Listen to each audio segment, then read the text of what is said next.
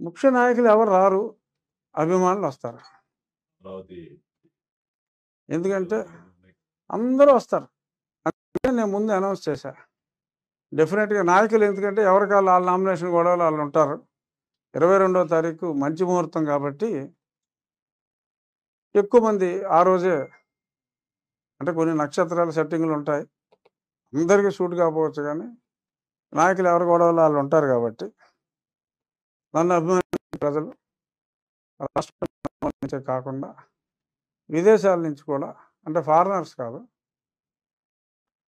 మన అన్నగారు చాలామంది వచ్చే అవకాశం ఉంది. డేట్ ఎంత అన్నారు సార్? 22 అదే అడగొద్దని చెప్పాగా. నాకు తెలియదు గనక. రాశారు కదా!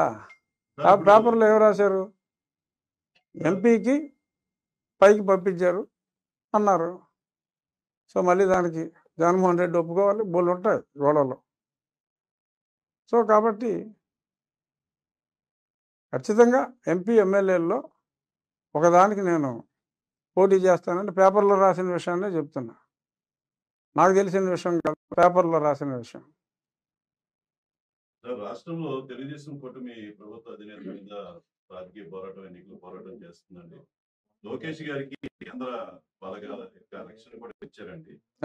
ఇదే సందర్భంలో అది కుటుంబం ద్వారా కానీ లేదంటే రాజకీయ పార్టీ నాయకులుగా కానీ షర్మిల గారు, సునీత గారు, డాక్టర్ సునీత గారు పోరాటం చేస్తారు.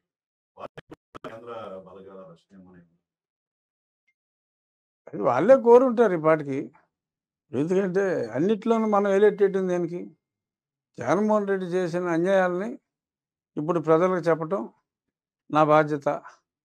డెఫినెట్‌గా ఎవరికైతే థ్రెట్ ఉందో వాళ్ళకి డెఫినెట్‌గా ప్రొటెక్షను కేంద్ర ప్రభుత్వం ఇస్తుంది. నాకు కూడా ఇచ్చింది కదా!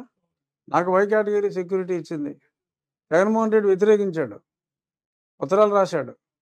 మా స్టేట్ పరువు పోద్ది. మేమే ఇస్తాం సెక్యూరిటీ అన్నాడు.